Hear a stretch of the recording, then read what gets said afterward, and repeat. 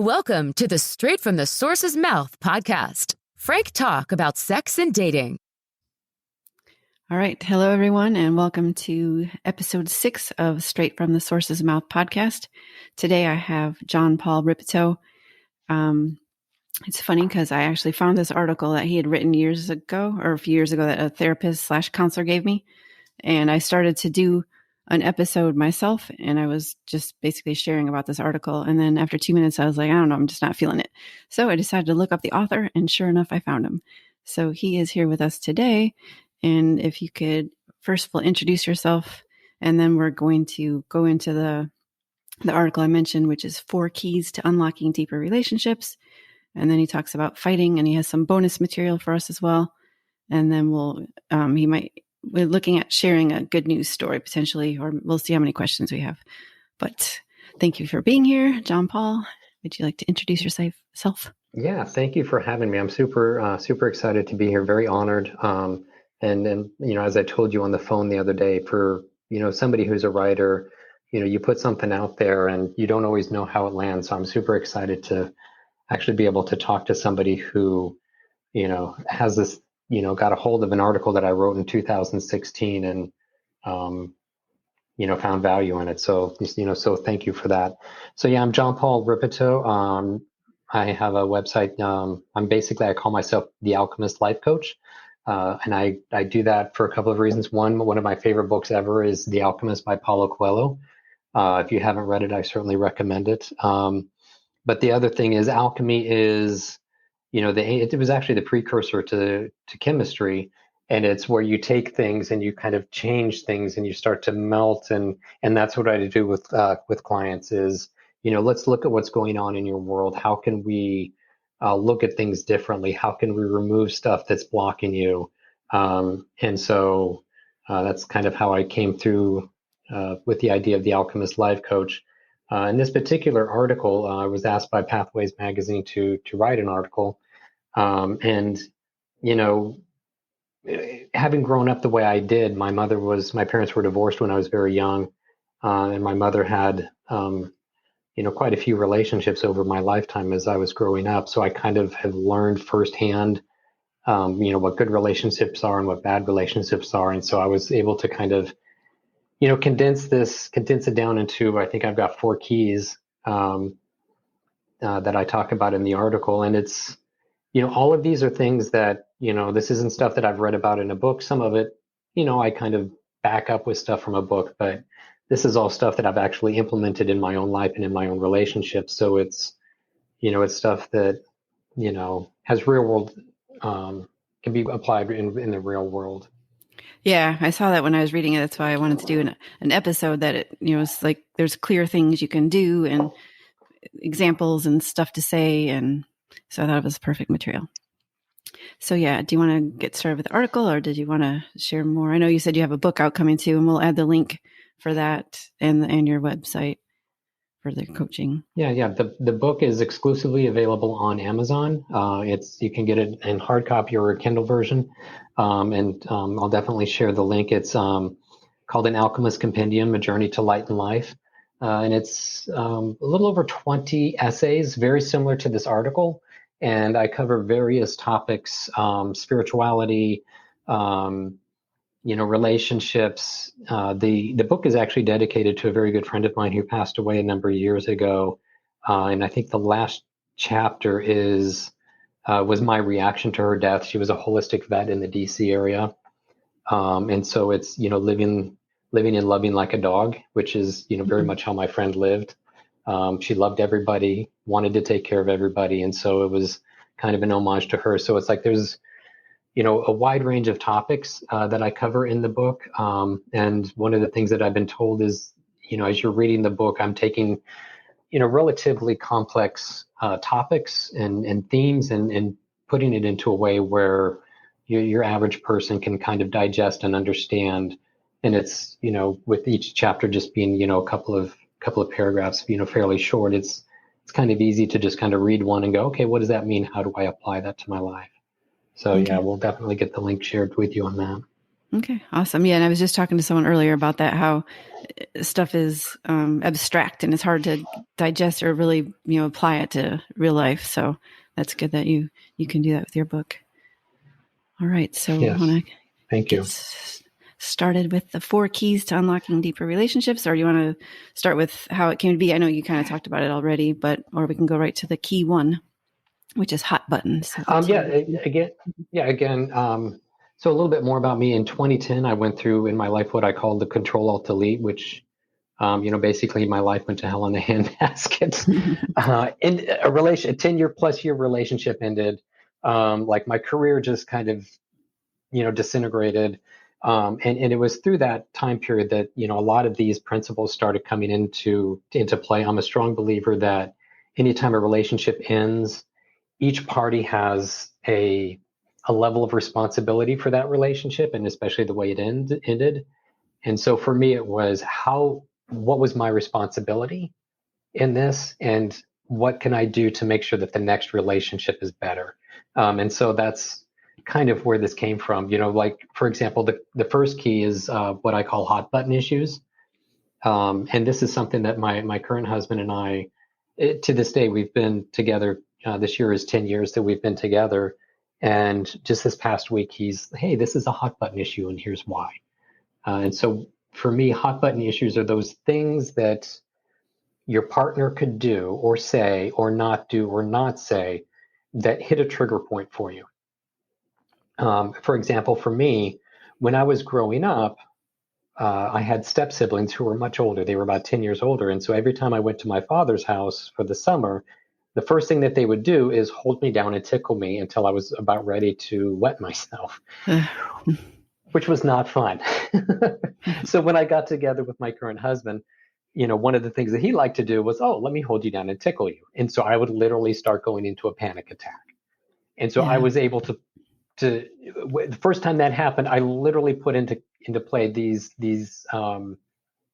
principles, and when I in the article with hot button issues, I talk about how you deal with them.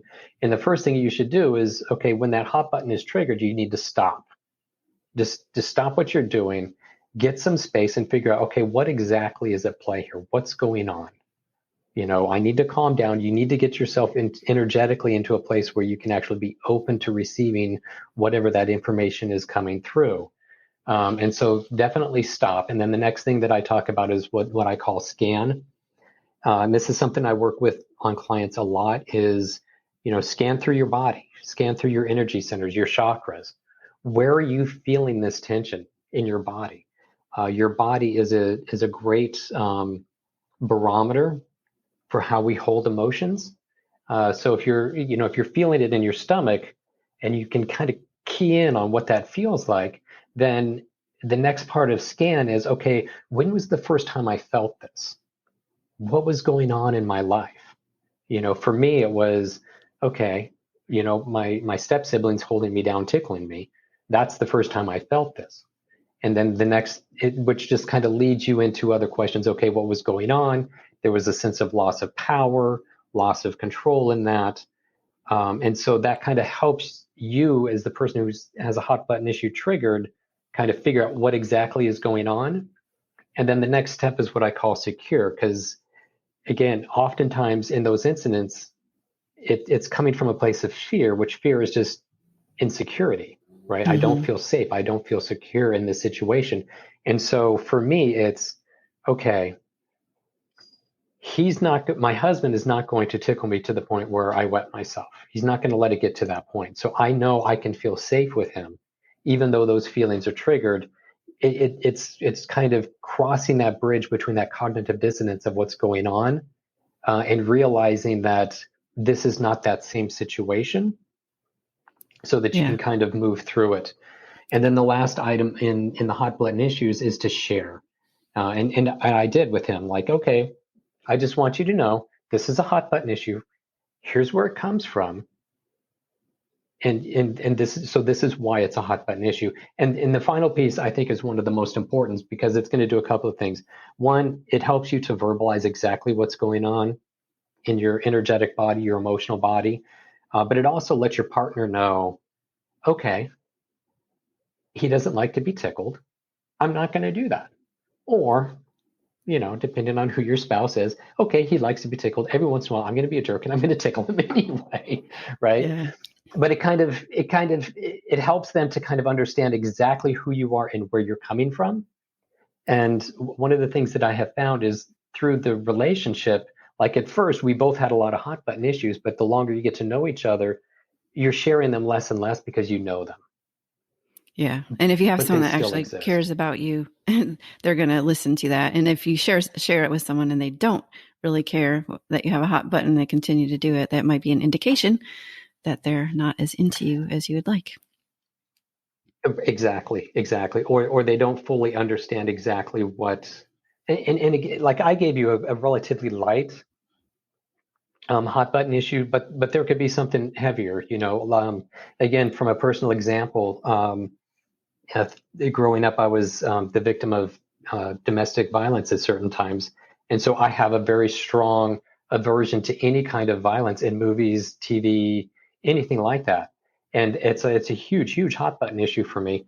My husband knows that, and he actually has shared that information with my permission, of course, with other people in our lives. And people will actually preview TV shows and movies and let him know, oh, this is a really great movie. I really think you should watch it. And they know the next question is it JP approved? And they'll say yes or no. And he knows if it's a no, it's a hard no. He's like, hey, so and so was telling me about this TV show on Netflix. It's great. It's not JP approved. And I'm like, okay, go watch it, have fun. I'll read a book. Yeah. So there's, because there could be varying degrees in the hot buttons. And so, having that understanding, there could be something tickling. Okay, that's a little bit harmless. Activating somebody's PTSD, that's going to be a lot worse. And so, having that understanding there is important as well. And then you said there's key 2, which is it isn't all There's about key you. 2. Yes, which another one of my favorite books is Don Miguel Ruiz, The Four Agreements. If you have not read it, again, highly recommend it. It's a very simple, and key 2 is actually taken directly from one of his 4 agreements. I think it's agreement number 2, which is don't take anything personally. Which is so important. In this, you're going to find yourself in situations, especially in relationships, where perhaps you come home and and your excuse me, your relational partner has just had a really bad day. They're hungry. They haven't had a chance to get food. They're worried about a family member, so they might be in a bad mood. It's not about you. It's learning in those situations that, okay, what else, some of the questions that I ask is, what else could be at play in their life? Could they be dealing with stress, a sick family member? They could be even, be facing health issues themselves. And so having a little bit of empathy and understanding about what could be going on at play, especially if you kind of look back over the past few days and go, I didn't do anything to deserve this behavior. And so then you don't have to raise to whatever they're presenting to you. I am a strong believer that you don't have to attend every fight that you're invited to. There have been a number of times when, a situation has come up and I'll just give a blank stare. I'll just kind of look and like, okay, you do you, have your meltdown, do what you need to do. And when you're done, we can talk, but I'm not going to throw gasoline on a fire, so in those cases, I'll be just, and do what you need to do. And say they have nothing more to do, then they could continue to yell and get upset, but the more you don't react, the less they see the need to do it. Like it gets no rise out of them. So. Right. And some situations, it's, if you can't do anything about the situation, then why continue to get upset about something that you can't do anything about, right?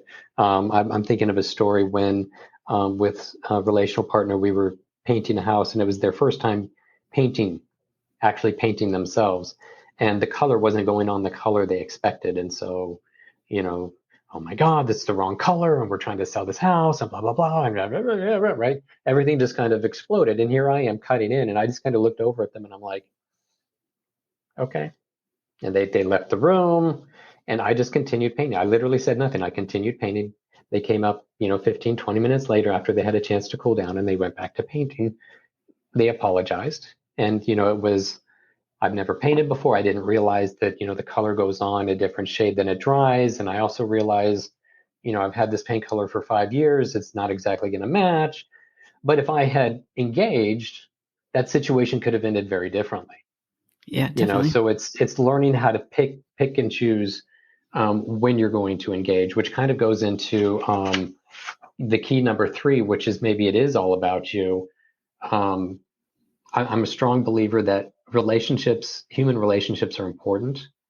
I believe that when you have relationships, and I kind of go over this in the article, it helps kind of knock off the rough edges that you have. The person that you're spending your life with isn't going to mind telling you, close your mouth when you chew. That's gross. Right. Hopefully they'll say it in a loving way, but they're going to, in a loving way, hopefully make you a better person. And relationships are very much a place for having almost an emotional mirror put up for yourself. And in the article, I talk about my issues with anger. When I was growing up, I had a huge temper. It was really bad. One time, one of my siblings, my brother and my sister, I can't remember which one, said or did something that just really ticked me off. And I slammed a kitchen chair down on the floor, but unfortunately my big toe was between the chair and the floor. So I ended up in the ER. They had to remove my big toenail. It fortunately grew back. But it was in that moment when I kind of looked at my anger, and here I'm in elementary school and I'm looking at my anger like, okay, when I get angry, people get hurt and typically it's me. And I don't like that. And so my pendulum swung completely the other way, where it, growing up, through the rest of my childhood and into adulthood, it would take an extreme amount to get me angry. But once you did, it wasn't pretty. And so I'm learning through relationships how to bring that into balance.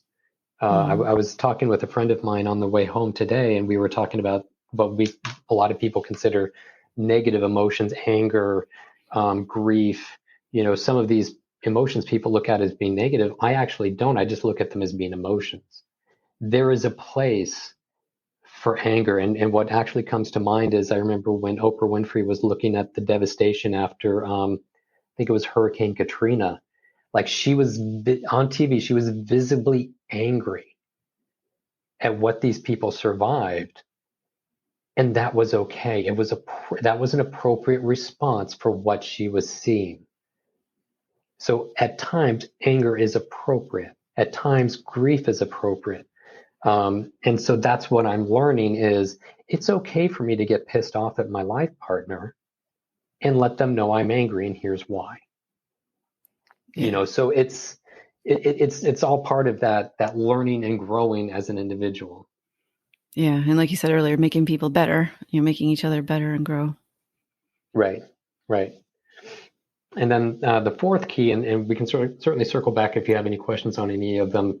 But the fourth one is self-care. And this, I know a lot of people, might say, well, what has this got to do with the relationship? Isn't a relationship about me taking care of them? Self-care is so vital. You can't give what you don't have. You cannot pour from an empty glass. If you don't take care of yourself, if you don't, and self-care is going to look different for absolutely every person on the planet. For me, self-care is meditating. My husband, the idea of meditating is torture. For him, self-care is swimming laps at a pool. I have a fear of water. For me, swimming laps at a pool is torture, right? So here we are, two different people with two different ideas of what self-care looks like. And so it's so important for each of us to kind of look at self-care. What does this mean? Does it mean getting a massage? Great. And if you can afford it, amazing. Or does it just mean, buying a new movie that you really love, or buying, some songs off iTunes that just make you happy and make you kind of like bebop as you're walking down the street? If that's self-care, then do it. It's Mhm. so important because if both partners are taking care of themselves, they're going to have the energy to be able to take care of the other person. Yeah, true. And they won't get mad as easily if they're already in a good state. Right, absolutely. So do you have any questions on any of those? I know I kind of went through them rather quickly, I think. Well, I know you have steps further on, or are these more examples of, you have the 1 through 4 at the bottom there, and my glasses are the weaker set of glasses, so I can't read it as well. That's so. Yeah, the steps. It's 4 questions that you could ask when you're, when you're looking at self-care. Like question 1: when I'm feeling stressed, what are the healthy things that I can do to help me level out? And healthy is a key word there. If you're feeling stressed and you go to the store and buy a pack of cigarettes, let's be real, that's not healthy, right? Yeah. And being healthy is all about being in balance. If you're feeling stressed and you go to McDonald's and buy everything on the menu, that's not healthy. Yeah, earlier I was going to Having a mention, little bit. yep, that's what I was going to say earlier. I was going to say Yeah, chocolate, and go I was say ahead. like a little treat of chocolate would be like, Yes, yeah, absolutely. You know, um, having a little bit, like, okay, I've got, my favorite ice cream on the planet is Rocky Road ice cream, you know. So for me, self-care might be making sure I have a pint of Rocky Road ice cream in the freezer, and if, I'm feeling stressed, having a spoonful or two, not yeah, eating the whole pint, right? Um, and then question number 2 is, where can I make in time in my schedule to participate in self-care? This is so important to actually like schedule the time. We are all super busy in this world. I know that I am. Working a full-time job, having a coaching business, family, home, like the only way that you're going to do it is to actually do it. Um, and when I think about this, I think about the example that a professor did in their class. They were talking about how we make different decisions, and he had a vase and different sized rocks, and he's like, okay, do you think I can fit all these in here? And it was all about how you place them in there. And you may have heard this story before, where if you start with the big rocks, what are the important things? And then you start going down to the smaller rocks, the smaller rocks, the smaller rocks, until you're finally to the sand. You're able to actually get more into your life because you've prioritized, this is important. This has to be in my jar. This other stuff, the sand, it's nice to have. It's going to fit in where it will. And so we kind of need to make self-care one of the bigger rocks because it needs to be in there. Again, they tell you on the airlines, if there's a loss of pressure, oxygen masks are going to fall. Put on yours before you try to help somebody else. You have to be able to breathe in order to help somebody else. And if you're not doing self-care, you're not going to. Question number 3 that I ask is, who do I see in my life that practice self-care on a regular basis? What is it they do or don't do? This is a great way for success in honestly, in all aspects of your life, is kind of look around in your life and say, okay, who's doing it? Who's doing it in a way that I want to do it? There's one person, I can't remember the name of the book, but there's a book out where, it says you are the average of the 5 people you spend the most time with. And so if you're looking around and you're seeing people that don't do self-care and they're all burnt out, it might be time to kind of like start looking at maybe hanging out with different people who aren't burnt out, who are taking care of themselves. But then have that conversation with them, schedule coffee with them and say, okay, how do you do it? Like, what is it that you do where you're able to do all of this stuff and still have energy to keep going? And I know that you do self-care. I know that you take regular vacations. I know that you do these different things. What are the tools? What are the tricks that you have for doing it? Just because that's going to be the best way to kind of learn. Um, Keeping in mind with that doesn't necessarily mean you have to do exactly what they're doing. They might, oh my gosh, well, I love to swim. Well, for me, that's not going to happen, right? um, and then the fourth one, and this is a key one. What are the activities or events that when I do them, I lose track of time? When you get into those moments where you're in the zone, it could be reading a book, it could be listening to music, For me, at times it's writing. And it's one of those things where you look up from the clock and 3 hours have passed like that. Those are the kind of things that you're going to want to do. That is self-care. Yeah. And definitely. so that just kind of gives you kind of a little bit of way to kind of help focus in on what self-care looks like for you. Yeah, and I was going to say the next part about the fighting is part of the reason I got a hold of you too, because that part was missing from my article. So I got a hold of you just because you had offered the rules for fair fighting, and I was like, dang, I don't have that part of the article. So yeah, and again, this is born from personal experience. Having been in a few fights as well as, and because we all do. mm-hmm. If you meet somebody who's in a relationship and they say they don't fight, guess what? They're lying. Mm-hmm. And so I think, what is it? 6? Yeah. 6 rules for fighting fair. And the first one is be respectful. I know that this could be very difficult when you're in the heat of the argument, but every person on this planet has the desire to be seen, to be heard, and to feel like they're important to somebody.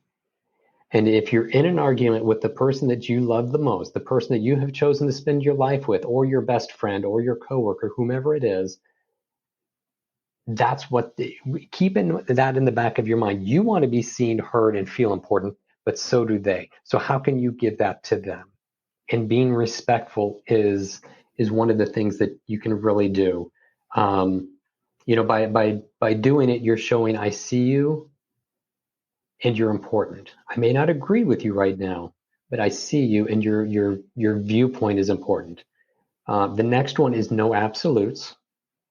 This was actually born from a conversation that I had with a former coworker of mine, her boyfriend at the time. Women always do this. Women always do that. And I'm like, did he really talk to every single woman on the planet? And do they all always do this? And she's like, well, no, of course not. Then it's not true. And that's the thing about absolutes is if at one point the person you're in a relationship with put their shoes in the closet like they're supposed to, then when you're fighting with them, you can say you never put your shoes away. Right? Like It's just not, it makes your argument completely invalid. The next one, and this is very, very important, do not interrupt. If they're spinning out, if they're yelling, screaming, blah, blah, blah, blah, blah, let them go. Yeah. Let them go. Yeah. And that's why I when struggle. You interrupt, you as I'm doing right now, don't do it's this. Hard. It's hard. It's very difficult to do. But again, what do people want? Do you see me? Do you hear me? Am I important? And when you interrupt, you're telling them one of two things. You're either telling them that what they're saying is not as important as what you're about to say, or that you're not actually listening to what they say. You're not listening to hear, you're listening to respond. And there is a difference there.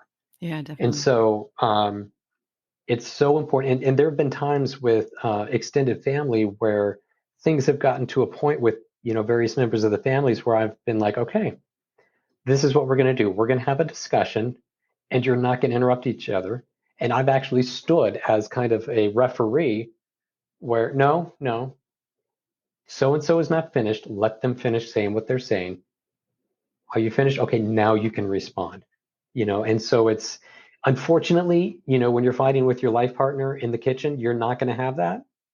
But if you can just kind of keep that in the back of your mind, it's going to really help. And it's also going to kind of diffuse the situation a little bit more, because they're going to realize that you're genuinely making an effort to hear them, understand them, and empathize with them. The next item I talk about is discuss actions. Talk about the things that bug you. It makes me crazy when you choose to peel the vegetables in the side of the sink that doesn't have the garbage disposal, when the other side with the garbage disposal is completely open. That's an action, right? Yeah. Which discussing action, it also dovetails into the fifth one, which is do not attack the character. So if you call somebody lazy, if you call them stupid, if you call them a slob, that's attacking who they are. If you're lazy, chances are you really can't change that. But if you just had other things going on in your mind and you just accidentally peeled the vegetables in the wrong sink and then got distracted by something, you're not lazy, you're just distracted. That was a poor choice in that moment. So by discussing actions and not attacking character, you're not burning bridges with that person where in the future they're going to go, well, why should I even try? Why should I clean the kitchen? I'm lazy. Remember, you told me I'm lazy. I never put the dishes in the dishwasher. And so, and they continue to do that because you've told them so. So, yeah. Definitely. Right. And then the final item on there is don't be afraid to take a break. Know your limits, know your partner's limits as much as you can. And if it's getting to that point where we're talking circles, we're not getting anywhere, then you can say, okay, you know what? I'm going to take a walk. Let's both just cool down for a little bit. Let's, take a breather, and then you can kind of step away from it. I've had some relationships where we actually do better texting, because there's not that immediate emotional response to the text, and you can kind of take a minute to process it. And so if you can almost make these fights feel kind of like you're texting, like, okay, I just received what you said. I received your text. Give me a minute to process, and I'm going to verbally text back to you, And so being able to build in that space a little bit is also helpful. Yeah, I could see that for sure. Yeah. And then the bonus knowledge is how to apologize, which is so very important. I've actually put in what I call healthy boundaries in relationships because the people I was in relationship with could not actually apologize correctly. And so this is kind of a big deal for me. So if you're going to apologize, acknowledge what was done, said, not said, whatever the infraction was, acknowledge it. It may have been completely unintentional. You may have said something that was interpreted the wrong way. That's okay. Don't start, well, that's not what I meant. Empathize with the person and realize, I get it. I understand. I said this, and I can totally understand how you would get to where you got to. That's an important part of it. Be authentic in connecting with the pain that it caused. Again, do you see me? Do you hear me? Do I matter? And so when you're empathetic and when you go, I get it.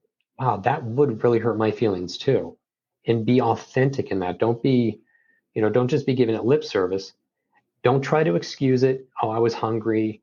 Don't try to explain it. Well, you said this.